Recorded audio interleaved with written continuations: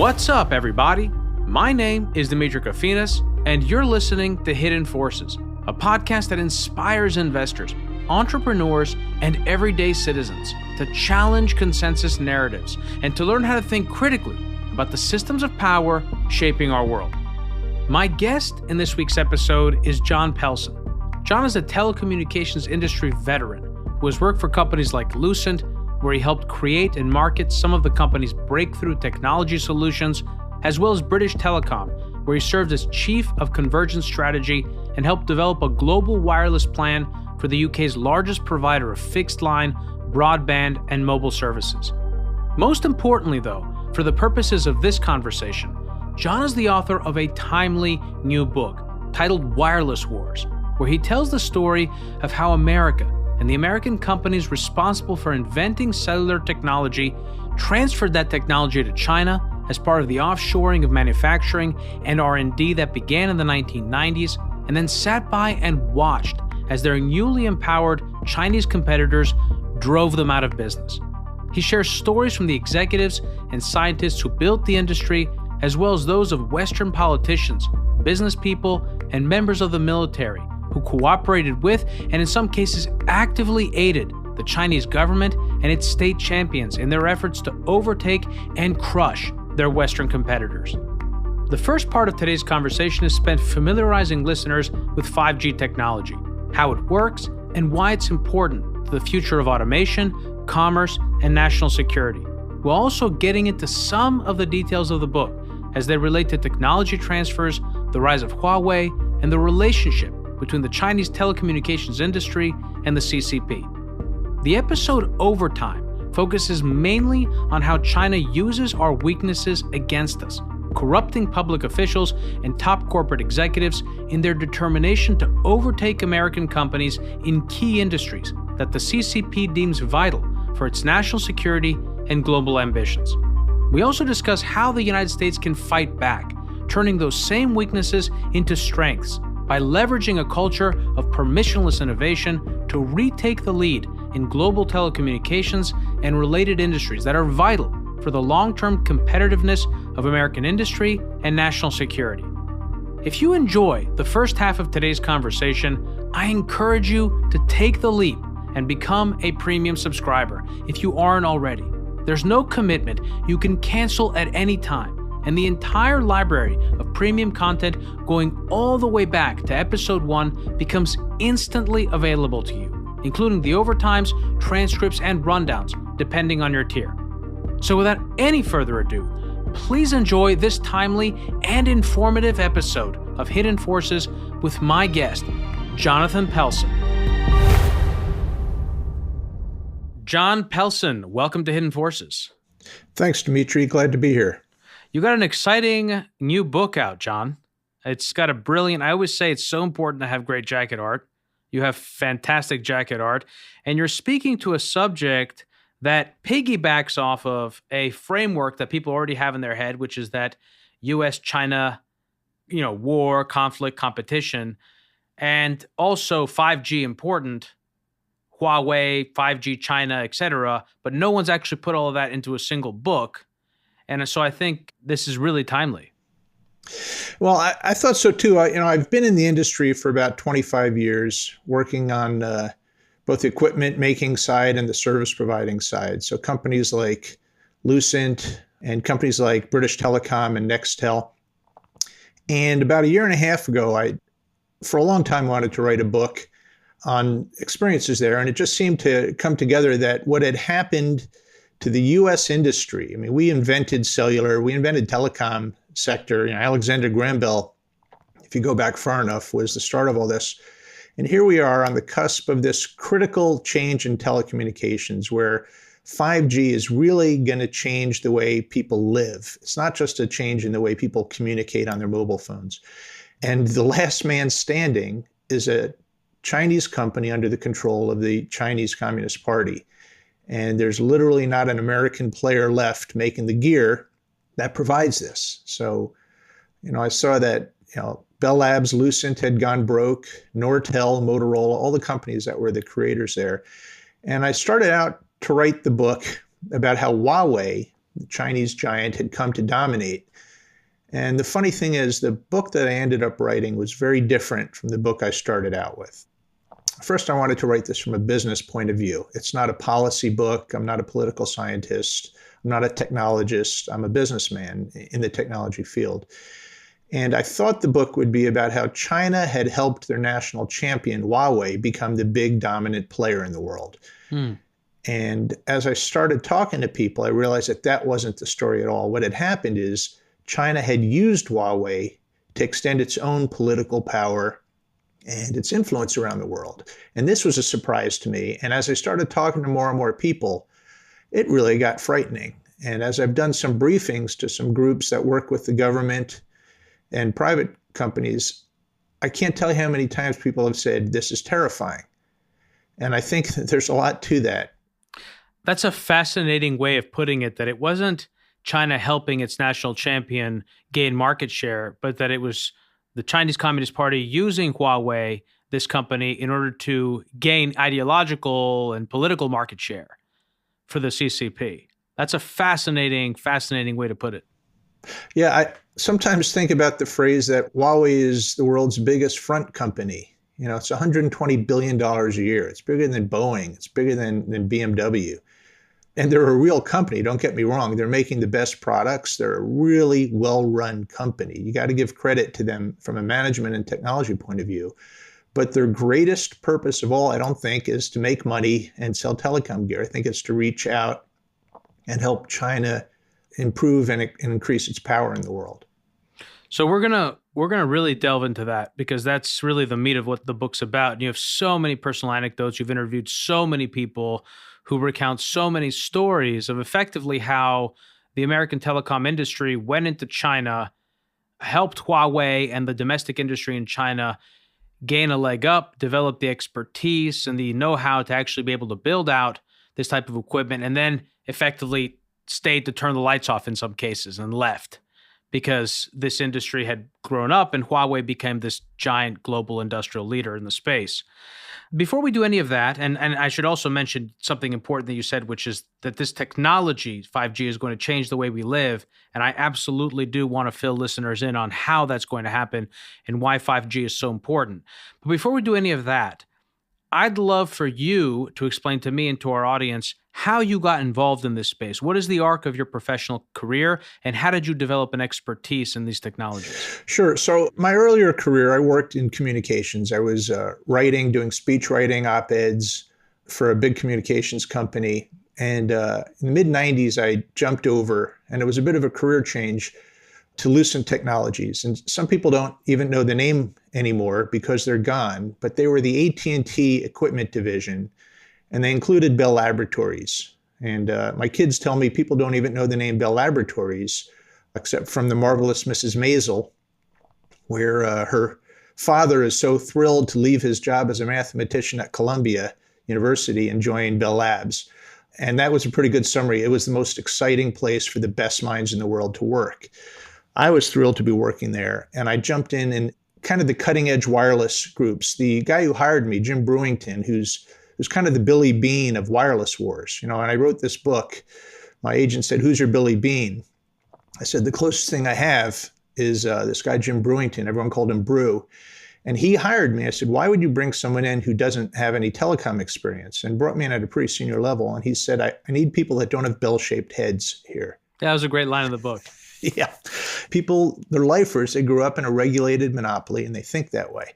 So he gave me a real chance to push things and develop products that were a departure from what the industry was doing, and especially in the wireless space in the mid-90s. It was just getting going. The job took me all over the world with the company, but I particularly enjoyed the time I spent working in Asia and visits to Beijing and our operations there, and tried to compete in a market there where our European competitors were working on a different model. They don't have, I'll just summarize, they don't have the Foreign Corrupt Practices Act guiding them, and we did. So I worked there. When I left Lucent, when the wheels came off of the whole industry, and I talk about that in the book, around 2001, Lucent went from about 130,000 employees to, I think, 28,000. And there really was nothing much left there. But I ended up at British Telecom. And that was going from the equipment side to the service side, interesting experience working in London and watching as we set about building what they called the 21st century network, which was a very modern take on telecom, which, as I describe in the book, Huawei was one of the key winners of that for the British telecom network. Came back from there, and I've worked since then with companies like Nextel, who went on to become Sprint, which is now T-Mobile, and worked for JDS Uniphase, which makes test and measurement. These were all jobs where I was kind of building out wireless operations for companies or taking them into new technology directions. Always been fascinated with the innovation side of it. And as an economics buff, an economics major in college, I've also been fascinated in how the markets develop and how the trade works, especially where you're in a space where everything's being moved to Asia. The manufacturing of everything is generally in China, but somewhere in that part of the world. Were you on the product side or were you on the sales side of the business? Well, mostly on the product side, which is a quasi-technical role. You're not inventing the technology, but you're directing, this needs to do this product needs to be faster or cheaper or have more features in it. I also have worked in the sales side, and basically if you're in a big company, you always want to be working in sales because that puts you close to the customer. But over the course of all this, I got to know a lot of the people that were making the decisions at the companies. And when I started writing the book, and I thought, let's see if any of them were going to be willing to participate. Some of them I hadn't spoken to in 10 or 20 years. And I started reaching out, and I was amazed. Every single person I reached out to, from the CEO of British Telecom, Dan Hesse, who has been the CEO of AT&T Wireless and Sprint Wireless, and is now chairman of the board of Akamai. Every one of them, including people that I had never met. Some of them I've worked with for years personally. Some of them I've never met. Every one of them took my call. Every one of them sat for multiple interviews. And almost every one of them had the same comment, which is, this is a book that needs to get written. And I actually found that surprising. I thought it needed to be written, but I didn't realize that everyone else was going to think the same thing. And they were very willing to open up and tell me things that I had not read in the press, things that were not public, and they knew they were going on the record. And in fact, when I reached out to the intelligence community, the FBI, the NSA, CIA, I was pretty sure that was going to be a dead end. And I had some great experiences talking to them. And as I mentioned in Wireless Wars, I would stop them sometimes and say, I have no clearance. This can't be classified, what you're telling me, because I want to use it in a book. Mm-hmm. And they'd say, what we're telling you is open source, it's just nobody knows it.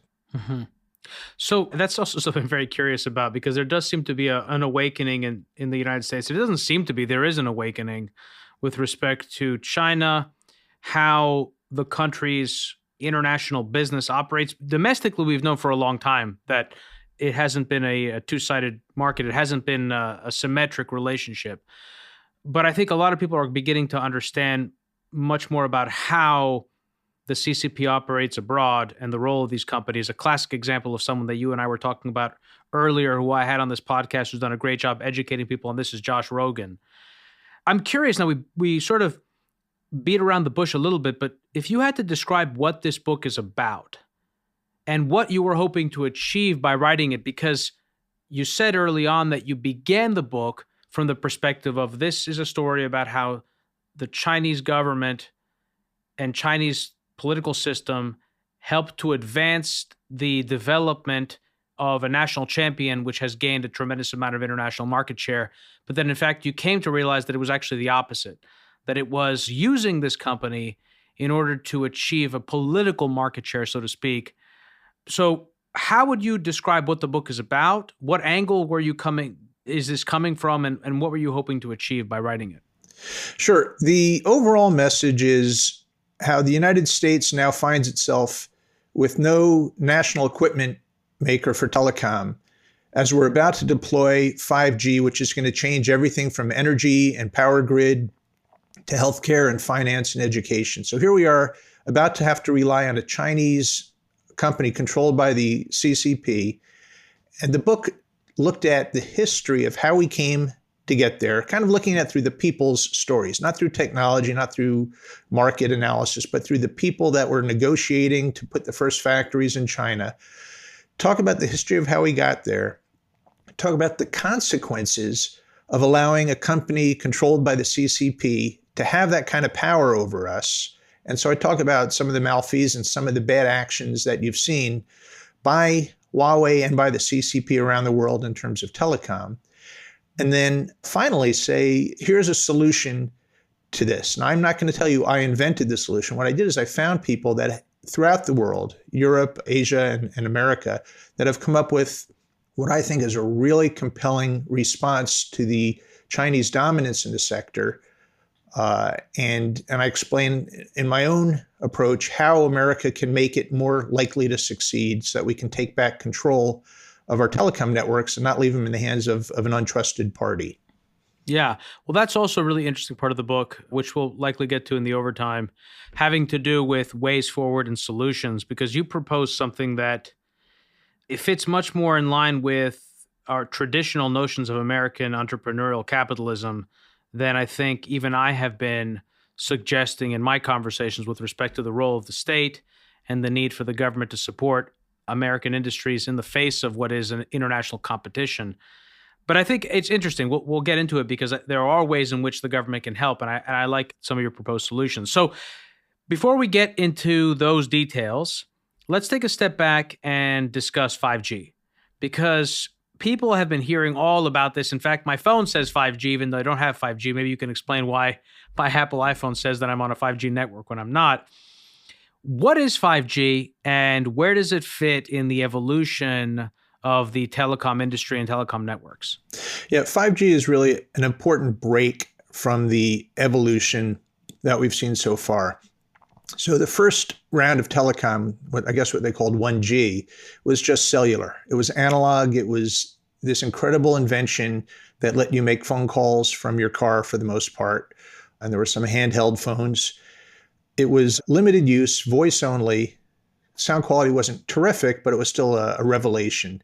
How did that technology work? Well, so that was the first cell phones. Actually, the first mobile phone is around 1901. That was the founder of Ericsson, used to carry a hand-cranked phone in the back of his Stanley steamer. And when he would run out of water, gas, whatever, he'd hang a couple copper wires over the phone lines and he'd crank the phone and call for a horse to pull him out of the ditch or get him home. But the first modern phones, the 1G phones, technology was invented by Bell Labs in the 1960s. And they just kind of kicked it around for 20 years. They did not do anything much with it because they weren't a profit-driven company. They just liked the shiny objects. And the big break in that kind of cellular was they put cell sites in these kind of beehive, honeycomb-shaped patterns where they put a cell site in the middle of each sector. They'd connect the cell site back to some central office, and it would hand off your call as you drove down the road from one cell site to the next. This was a breakthrough idea, and it worked well. When they came out with 2G, it was really just a digital version of that. So it was more secure, better capacity. And what 2G let you do was send text messages. Right. So when you're talking about 1G, we're talking about the early car phones and some of those brick phones that were very expensive. Self-service was very expensive. And you have a great story in the book, I think it's with Motorola, which it didn't take advantage of the opportunity to break into the market because they perceived that there really wasn't a very large market opportunity, that people didn't really need it. There's the famous consulting study that was done actually for AT&T. Motorola kept chugging along on it, but AT&T... Okay, right. It was AT&T. I have it back and I have it reversed. They brought in McKinsey, which is most people consider the best consulting firm out there. McKinsey, 1980 through 85, looked at this and said, there's no market for cellular telephones. Yeah, you invented it, but no one's going to want this. They said the global market should be around 976,000 users by the year 2000. So they said just under 1 million users. By the year 2000, they were close. It was just under 1 billion users. There were actually about 1 million a day adding service by then. Yeah, so just to be clear, not close at all. They missed the mark a little bit on that. Right. They were off. And I actually got my hands on the famous study, as it's called. I've spoken to people that helped invent this stuff, and they love the fact that this McKinsey study actually exists. I have a copy of the PowerPoint deck, long before PowerPoint existed, just the slide deck. And they say the reason people didn't want cell phones was because pagers and payphones worked just fine, thank you. Well, it's a classic example, too. I mean, you said that you came to this story from a business perspective. It's a classic example of how technology alone doesn't make a market, especially the more innovative the technology, the more is needed on the part of the company or the sector to educate the customer on why he or she actually needs it in the first place.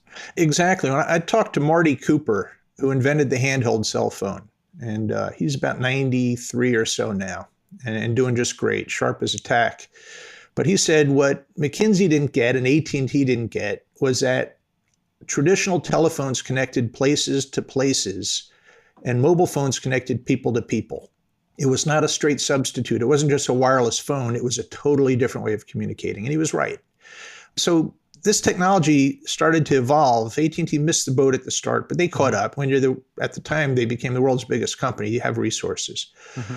But each succeeding generation was just an improvement. 2G allowed texting. 3G allowed you to get on the internet. That was a big deal. And the iPhone really started to change things with 3G. Right, 3G began to be adopted in the United States around, 2009, 2010 or so? A little before that, but yeah, that's ballpark. And then 4G allowed you to do video and have kind of an always-on connection like you do on your desktop. Mm-hmm. So each one allowed a little more bandwidth, a little more capabilities, a little more reliability, a little more security. 5G is a break, though. And people say, I see reports saying, 5G is 1,000 times faster than 4G. It's not, and it doesn't matter anyway. That's not really the point. 5G is a significant break in mobile communications. What it's going to allow is what you've heard the term the Internet of Things, where everything's connected and networked to everything else. 5G is the first technology that's really built with that in mind. So it has more bandwidth, yes. So it's a little faster than 4G. But the point of 5G... Well, you say it's a little more. I mean, I've seen download speeds of over 2,000 megabits per second. I mean, stuff that blows out wired connections from the water. Being able to download like an entire season of Stranger Things in like seconds or minutes or whatever. Yeah, that's if you're in direct line of sight, if it's a clear day and all the conditions are perfect. But still... That's the hype of our industry. Everything's always shown that your cell site has 20-mile range to your phone. They test that with a 200-foot tower in the desert, Right. And but so that speaks to something that I really want you to touch on, which is how these networks work. What is it about the way in which 5G networks are built out that make them so fast? Why does frequency matter? What do we mean when we talk about broadband? How all of these things actually translate into having more information sent over a shorter period of time, and some of the relevant technical dimensions of these networks that people need to understand when thinking about the challenges and opportunities. Well, so I'll start with the bandwidth part, which in some ways is the least interesting improvement in 5G, but there's one aspect that's very interesting, which is 5G, one of the ways it gives you a lot more bandwidth is through the same technology that was developed to shoot down missiles. And in fact, in the 70s, Bell Labs worked on something. When you had the anti-missile treaty in place with the Soviet Union, we agreed not to shoot down each other's missiles. Right away, Bell Labs went to work on ways to shoot down missiles, and because we knew the Russians were doing it too. And they invented something called phased array antennas. And these are these very cool antenna technologies that track and zero in on the missile and follow it, even though it's going at thousands of miles an hour. The funny thing is 5G uses phased array antennas to track your phone as you're driving down the highway. So instead of broadcasting out this huge beam to every phone, they point it right at you. It's a little disconcerting to think. The phone is a missile. The phone is like a missile, and you could be going 100 miles an hour, and that cell site on the side of the highway is zeroed in on your phone and not on the person next to you or not on the car going the other way. And it's delivering exactly what bandwidth you need. That's one of the ways it does it.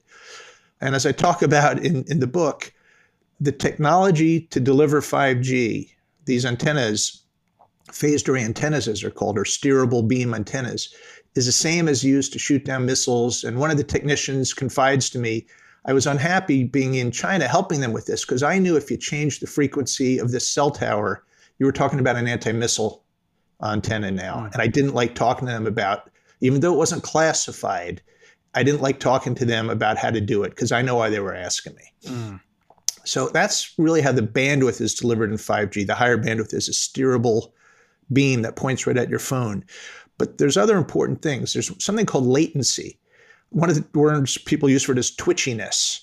So when you make a decision on your phone, you tap on a button, it has to go out into the internet and do whatever you've asked it to do, and then it has to come back to you. That used to take a second or two, which if you're sending an email, that was fine. Then it would take half a second, which is fine if you're clicking on a website. But if you're trying to do remote surgery or control an autonomous car, or in my opinion, a more realistic example, if you're in a factory where you're scanning images of items flying by, and you need to send a high-resolution video image up into the internet, have an artificial intelligence system evaluate the image to see if this product's defective, and then make a decision to flick that defective product off the assembly line before it gets to the next stage. You may have 1,000th of a second to send the information up, make the decision, and send it back. And that's never been possible before. 5G is designed to allow that. So now you can have robots, autonomous vehicles, factories, medical things, ports and farm activity, like controlling a tractor, where you may have 30 sensors, 5G sensors on a single farm tractor, and that one piece needs to know exactly where the other piece is within a fraction of a second. And so 5G has pushed all this processing close to the edge of the network. Explain that. How has it done that, and how has it reduced latency by doing that? So today, if you wanted to look at something on the internet, look at a New York Times article, you'd look at it on your phone, and it would go all the way back to the New York Times server, which may be 3,000 miles away, pull the article and send it back to you. Some companies figured out, let's cache that information. We know everyone's downloading the same article from the New York Times. Let's store it locally near all these people so that they don't have to go, if you're in LA, you don't have to go to the New York City server. You go to the LA version of the New York City server, which just gets updated. And that way you don't have the entire country checking things all over the country, clogging up the networks and spending all this time. 3,000 miles, even at the speed of light, starts to slow you down. So it's better if it's maybe half a mile to the nearby cell tower. And that's what 5G started to do. It started to push the information and the software and the processing out towards the cell towers that are right next to you. So you're going to the tower and back, not to the tower, then the regional node, then across the country to the server, and then all the way back, thousands and thousands of miles. Now you might just be going half a mile. Or if you're in a factory, they may push the processing and the software package and the information you need right into your building. So it's sitting there and you can get an answer in 1,000th of a second. And so that's a different type of architecture that 5G uses. But there's another important thing that 5G does. Where 4G may allow a few hundred people in an area to be connected at once. And that's why sometimes you'll be in a traffic jam and you have 5 bars, but you can't get on the internet because you have a signal, but there's no capacity. 5G goes from a few hundred to tens of thousands in an area. And that's important because you might have a factory, like I said, that now has 5,000 5G sensors on one shop floor. And there was never any way to do that in 4G. But now with this Internet of Things, your house may end up with 200 or 300 sensors. Your garage door opener, your sprinkler system, your Nest thermostat, your refrigerators, everything. You may have 3 sensors in your refrigerator. Your compressor, your power supply, they each have their own. And so 5G is built to handle hundreds of millions and billions of devices in a network instead of a fraction of that. It's in anticipation of that sort of ubiquitous processing connectivity that comes with an IoT universe, a world where everything is increasingly intelligent and everything is connected. That's right. And that's where it's really a significant break, because every other succession of every generation, 3G, 4G, was making mobile communications a little better. 5G is about making everything else in life better: banking, medicine, factory operations. So when you're talking about this in terms of being able to increase the coverage of a particular space or area, how does that relate to what we mean when we talk about slicing physical networks into multiple virtual networks?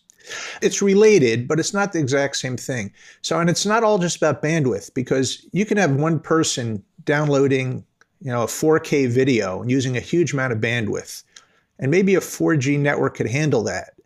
But if you had 40,000 people each just doing some low capacity thing, 4G network, that's not even a possibility. So if you're in a stadium and you're trying to get score updates, a traditional 4G network couldn't handle that many people in one cell site.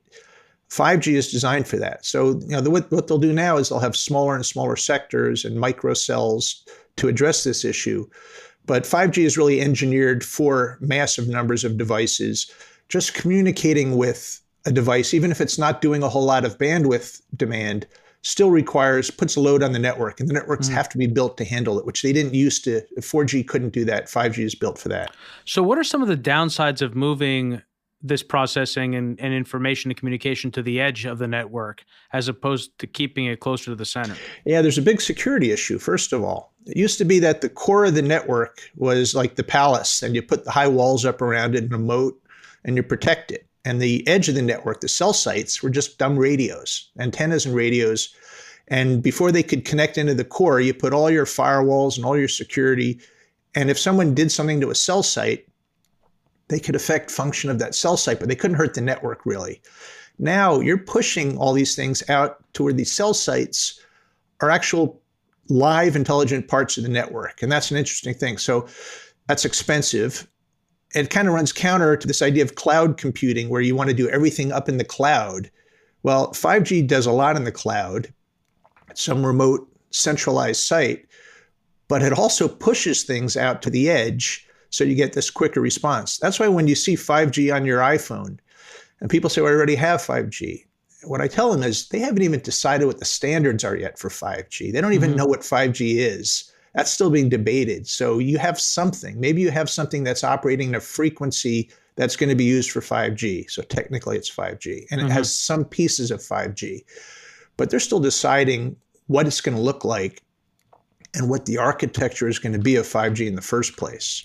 To your point about security, you have a great analogy in the book, which is sort of like if we took everyone from CIA headquarters and we moved them to Starbucks in Virginia, and everyone was working from a local Starbucks with their computer, that would be the challenge, the analogous challenge of trying to secure the information versus having it actually at CIA headquarters, behind a firewall with a bunch of armed guards. Well, exactly. When I talk to friends, I live just up the river from Langley, from CIA headquarters. So in the neighborhoods, you meet people that work in the intelligence community. And you say, are you going to be doing a lot of work this weekend? Is it busy? They say, I'm not going to be doing any work this weekend. I can't do anything from home. I can't bring my laptop home. I don't bring my paperwork home. That's the nice thing. I'm either in the building working, or I'm home and I can't work because they don't let that stuff pass out of those palace gates. And with 5G, that stuff is getting pushed out now to that local Starbucks, and you're hoping someone's not looking over your shoulder because they can access information. So security becomes a lot more tricky for 5G. Fascinating stuff. All right, so let's pivot back to the conversation that we were having at the very beginning of the podcast, which had to do with the beginning of the book and the story that you tell about how effectively American telecommunication companies in the telecom sector, I wouldn't say lost the war, but lost a significant part of the battle that it maybe didn't even realize it was fighting to Huawei and the state-supported Chinese telecom industry. Walk me down this story that you tell in the book. Well, so first, it's important to understand that the American industry, like Bell Labs, this was not just a telecom company too. I talk about shooting down missiles. Bell Labs, this is a place that invented the transistor, solar panels, fiber optics. They invented stereo, but they also invented radar. Microwave radar too, yeah. Yep, microwave radar we used to win World War II. They invented the sonar we used to track Soviet subs, communication satellites. I mean, I'll just say this. We did this phenomenal episode. I want listeners to go back and listen to it with Safi Bakal, where we actually covered, this is one of my favorite stories, how microwave radar was used by American bombers to take out submarines that were used to resupply Europe during World War II. I mean, these are incredible innovations And to your point about tracking missiles that have so oftentimes been repurposed from military development to the commercial sector. That's right. And this was a crown jewel. You had a company, people say, what's the analogy today of what Bell Labs used to be? The smartest people go to work for Google, you can say. But Bell Labs had, I think, 9 Nobel laureates in physics and mathematics over a fairly short period of time. This was the world's smartest, best and the brightest with massive budget to just play around and invent awesome things. So when this company, AT&T, Bell Labs, started moving manufacturing to China, it was a tough decision, but in a way their hand was forced because first of all, you had the low-cost manufacturing there. So I talked to the guys that set up the first factory, the first joint venture in China. What year was this? This would be early 90s, around 92 or so. End of the Cold War, NAFTA, opening up of international trade, et cetera. That's right. And you had this great opportunity. You could make things, an engineer in China might cost you $1,000 a year, not $60,000 a year. And these are smart, hardworking people that were being put together. And the factory workers cost nothing. So you could make there for 20 cents on the dollar from what it would cost to manufacture in Shreveport, Louisiana, or Allentown, or in Lowell, Massachusetts. And the people that moved the factories there, you could say they were being greedy, they were being short-sighted. If AT&T didn't move it to China and the competitors in Europe did, like Ericsson and Nokia, then that would have been the end of the market for AT&T anyway, because when they're competing to sell a system and Ericsson or Alcatel comes forward and they say ours costs a third of what the AT&T system cost, well, then you're out of business. So you had to move to China to manufacture. It was so cheap. But you also had the market. And China said, you can't sell into our market unless you're making it here, at least with a joint venture. And I give an example in the book of China Mobile. This is a customer that's worth chasing. They have right now, I think, 940 million mobile subscribers. You don't want to walk away from that customer target and say, well, we're not going to sell in China. China spent more on telecom equipment through the 90s and early 2000s than the rest of the world combined. So you had to be there. But the problem was these companies said you also have to share your technology with the joint venture. And believe me, that was the least of what they were sharing. They were saying, okay, we'll give you this process, we'll give you that process, but they were getting hacked. And I tell a story in the book about a consultant. He went to do work for Huawei, and he asked, I use people's real names and companies throughout the book. I did not use his because for obvious reasons. He goes there to give a presentation to Huawei, and he's just started out there, and he's taking him through the slides, and they say, can you just skip to slide 19, the India market entry strategy? And he says, what? And he pages through, and there, sure enough, on page 19 is where he did that. And he realized that they had hacked his hard drive, even though he was working for them. And he's saying we would have done this on their server if they wanted. There's no need to do this, but that's just how they operated. And they didn't care that we knew. They didn't think there was anything wrong with it. And so he said we all got burner phones after that because we didn't want everything we did to be known. We'd go into Hong Kong on the weekends. We'd get our phones. We'd use them that week. Then we'd break them in half and throw them away and get a new phone the next week. This is how they were operating. Not only was it how they were operating and they didn't care, but actually there was one particular story in the book where you described that they were incensed that certain, I forget who the characters were in this particular story and which company it was, but it was raising a stink to U.S. regulators, infringements by Huawei, and they were incensed at this. Yeah, this was Patricia Russo, who was the CEO of Lucent and Alcatel-Lucent. When I was there, I remember this. We had something called the PathStar switch, which was the first voice over internet switch that we were marketing, at least, and one of the first anyone had. So it let you use cable lines to make a phone call. That was a big deal back in late 90s. So 3 employees were found to be downloading the source code and stealing hardware and bringing it to their house. The FBI got involved. They arrest these guys. And Pat said, she told me I was in China for a meeting and they were chewing me out for participating and supporting the arrest and prosecution of these 3 people.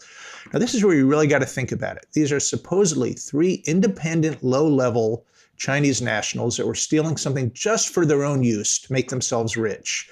And yet the entire Chinese industrial establishment came together and they said to the CEO of Lucent, if you don't back off, we're not going to buy anything from you anymore. She said, I felt like they wanted me to apologize for having gone after these guys. And here she was helming a company that was on the verge of bankruptcy. And she said, this could have cost us $500 million or so in sales. So they took a fine and an apology or whatever, and that was the end of the case. So how is Huawei paradigmatic of how these Chinese state champions and the Communist Party in China work together to engage in forms of commercial espionage or IP theft? And how is it different than what the United States and other Western countries have done and do, whether we're talking about commercial espionage, unfair trade practices, etc., in order to favor their own companies as part of some kind of mercantilist strategy? And in particular, I want to emphasize what is unique about Chinese practices that has allowed some of these state champions to gain so much market share so quickly? Sure. So a couple of points. First, what it's not. The accusations that Huawei has been reverse engineering our products, that means nothing. Everyone reverse engineers everyone else's stuff. You figure out what's not protected by IP rights and you help yourself to it. That's just good business. And they do it all the time. There's nothing wrong with it. You can't blame them for dumping products in other markets. If China wants to subsidize American buyers by taxing their own citizens and giving us products below cost, more power to them. And I talk about that. The trade argument is not legitimate. If France wanted to sell us cheap wine, we'd take the cheap wine and we'd make something else in our country. So those aren't the problems. The problem is if what they're doing is going in and stealing your protected intellectual property and using state resources to do that, because companies like Nortel and AT&T Bell Labs are pretty good at corporate security, and they've all been hacked. Hell, for that matter, the F-35 plans are in China now. So, right. Didn't you say in the book that some of Cisco's equipment had the same bugs as their Chinese clones, that they literally just copied the whole thing wholesale? Huawei had a Cisco clone that the court documents allege was completely ripped off from Cisco. And what they pointed out was the manual that accompanies the router had the same typos as the Cisco version of the router. Crazy. You have code. When coders are writing for a device, there's actually comments written in the software code. It's not all just technological directions. It's there's comments made. And so you'd see supposedly a Shanghai coder who wrote, "This is really gnarly, dude. I think I found a way around this problem." And that was the exact same note that the Cisco coder had written. When they brought this over to face Ren Zhongfei, the chairman of Huawei, Cisco's lawyers brought this over, and he looked at the typos that were the same, and he said, coincidence. That's just a coincidence. And now they ended up settling with Cisco, but the U.S. does not, as policy, use its intelligence apparatus to steal industrial information for American companies.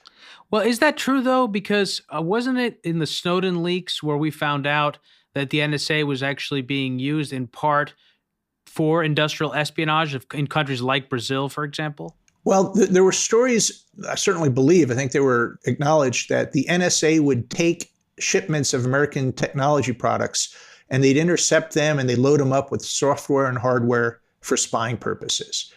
And the companies making them, like companies like Cisco, hated this because it's going to hurt their ability to sell. Probably they were not participants to this. I see. Because it's not in their interest. They don't want to hurt their sales to help America's intelligence agencies. That's not generally how American companies think. But wasn't there, I could swear that I remembered in some of the reports that came out that part of what was being done on the part of the intelligence agencies was a form of industrial espionage that was in some cases directly benefiting American companies operating in similar sectors.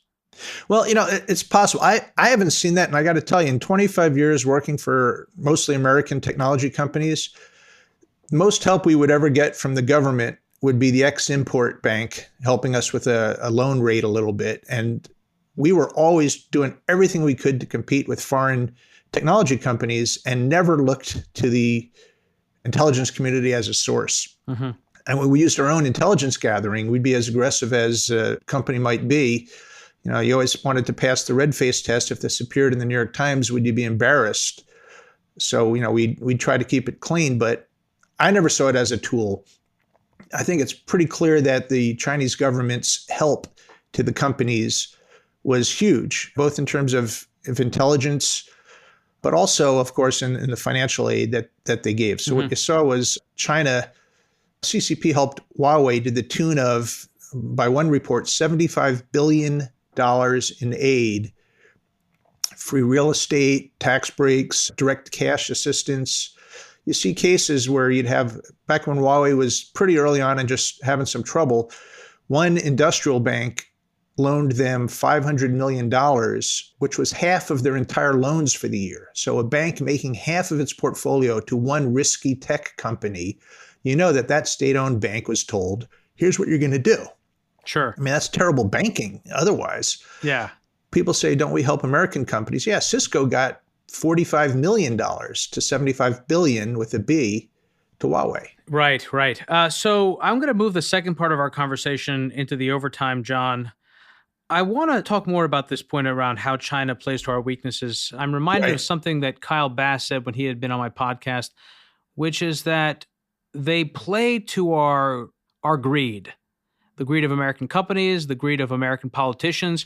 Was it Barbara Boxer who was also on Huawei's payroll that you mentioned in the book? I mean, that's a perfect example. With Josh Rogan, we talked about this. He mentioned a number of politicians that in many ways it's surprising. I believe, who was the official in the UK? It was some top Defense Department official in the UK that also was on Huawei's payroll?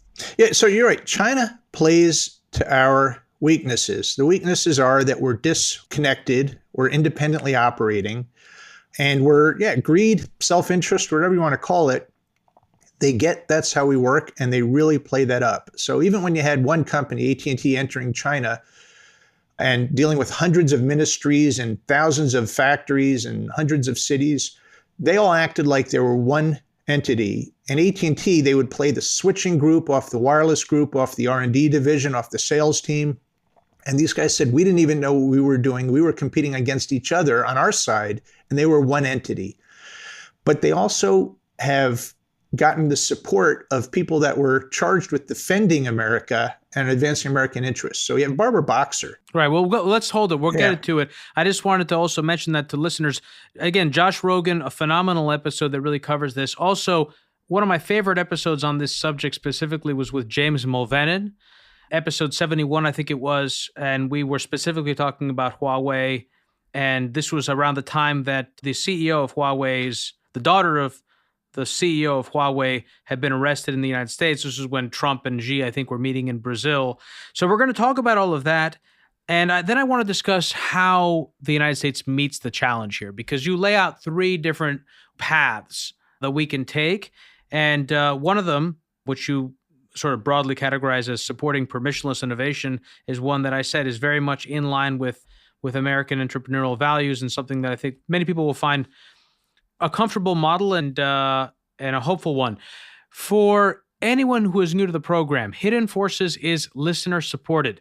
We don't accept advertisers or commercial sponsors. The entire show is funded from top to bottom by listeners like you.